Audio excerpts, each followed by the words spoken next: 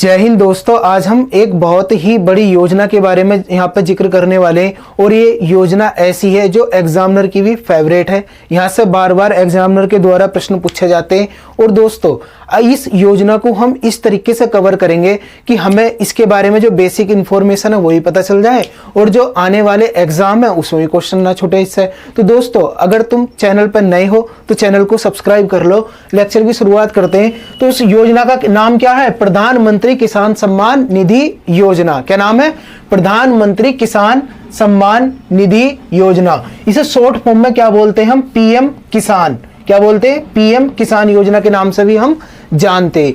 याद रखना, एग्जामिनर कभी पूरा नाम लिख देता, कभी उसे शॉर्ट फॉर्म में भी दे देता, तो इसमें थोड़ा सा कंफ्यूज मत होइए बिल्कुल भी। कभी पता चले ऊपर का नाम याद कर गए और नीचे इस तरीके से देख के पूछ लिया। तो इसे हिंदी इंग्लिश दोनों में अच्छे तरीके से याद करके जाना। और दोस्तों ये लॉन्च कब हुई थी? तो 24 फरवरी 2019 को लॉन्च हुई थी। नहीं, ये जो लॉन्च हुई थी 1 फरवरी 2019 को लॉन्च करी गई थी। उस समय पर मतलब इसकी घोषणा किसने करी थी? ये पेपर में प्रश्न पूछा जाता है। इसकी घोषणा करी थी पीयूष गोयल जी, मंत्री थे उस समय पर, उनके द्वारा इसकी घोषणा करी गई थी। लेकिन इसे लागू कब करा गया था? इसे लागू करा गया था 24 फरवरी 2019 को। तो इसमें थोड़ा सा अंतर कर लियो कि कब इसे लागू करा गया। 24 फरवरी को। ये लॉन्च कब हुई थी? 1 फरवरी 2019 में ये लॉन्च हुई थी। ये योजना का विचार सरकार के दिमाग में कहां से आया था? तो दरअसल तेलंगाना के अंदर एक योजना चल रही थी। उस योजना का नाम था रायथू बंधु योजना। क्या नाम था? रायथू बंधु योजना। तेलंगाना की पेपर में पूछा भी जा चुका है इससे प्रश्न, तो कभी इसके बारे में बता दूं। तो इसमें क्या होता है, दरअसल किसानों को ये एक निश्चित राशि दे रहे थे हर महीने।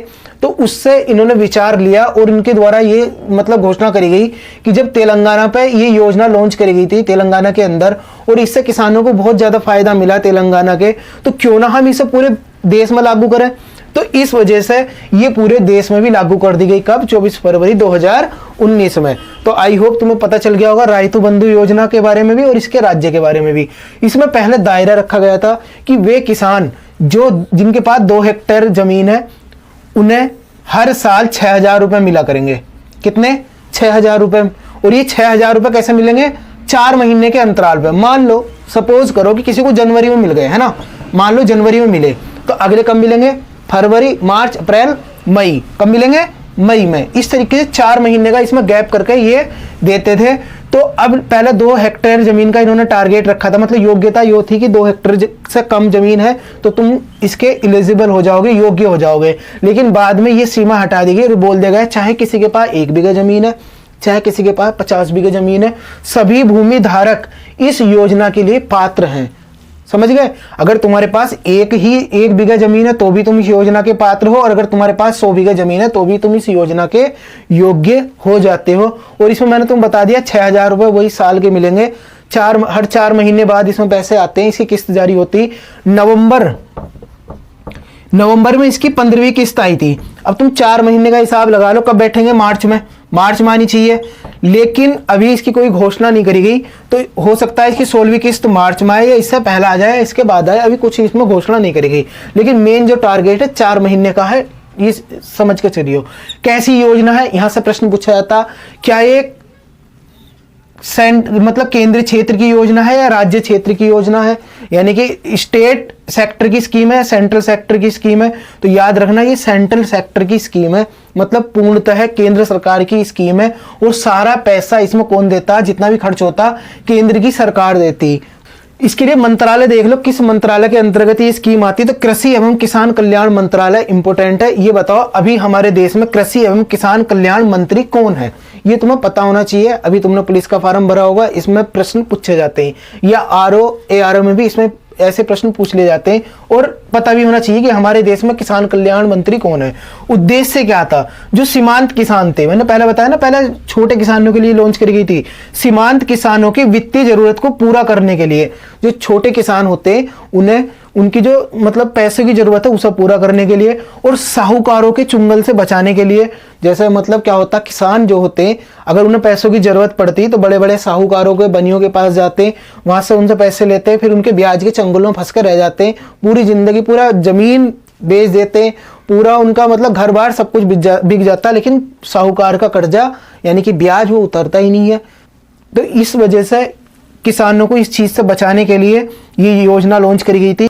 उचित पैदावार सुनिश्चित करना, कैसे होगी उचित पैदावार सुनिश्चित? दरअसल अगर किसान के पास पैसा होगा तो वो जमीन में अगर मान लो एक्स्ट्रा इनकम होगी तो जो वह एक्स्ट्रा इनकम उसके पास आएगी वो उसे जमीन में खर्च कर देगा। तो ये जरूरी है, अगर जमीन में खर्च करेगा, खाद वोद उसमें अच्छा लगाएगा तो इससे क्या होगा, पैदावार भी अच्छी होगी। पैदावार अच्छी होगी तो हमारा देश भी आगे बढ़ेगा। तो इसके लिए एक मोबाइल एप्लीकेशन भी लॉन्च करी गई थी। ये पेपर में पूछी जा चुकी है, ये तुम्हें पता भी होना चाहिए और हर किसान भाई के मोबाइल में होनी चाहिए जो इस योजना का फायदा उठा रहे हैं।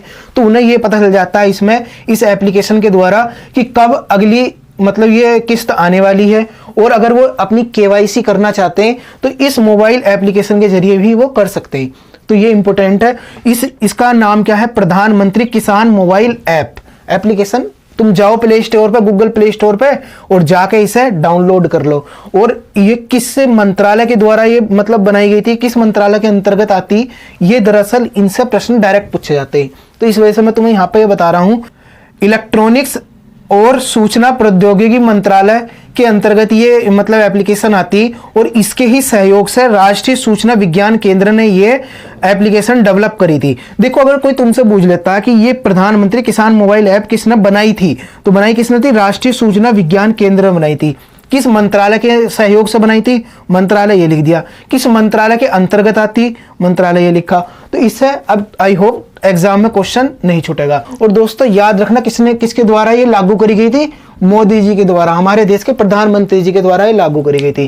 कभी कभी यहाँ से प्रश्न पूछ लिया जाता, कहाँ पे लागू करी गई थी, गोरखपुर, याद रखिए उत्तर प्रदेश के गोरखपुर से इसे लागू करा गया था। लॉन्च तो जब करा गया था 1 फरवरी 2019 को, दरअसल तुम्हें याद होगा कुछ 2019 में इलेक्शन भी तो थे। तो इस चीज को ध्यान में रखते हुए किसानों को अपनी तरफ करने के लिए योजना लॉन्च करी गई थी।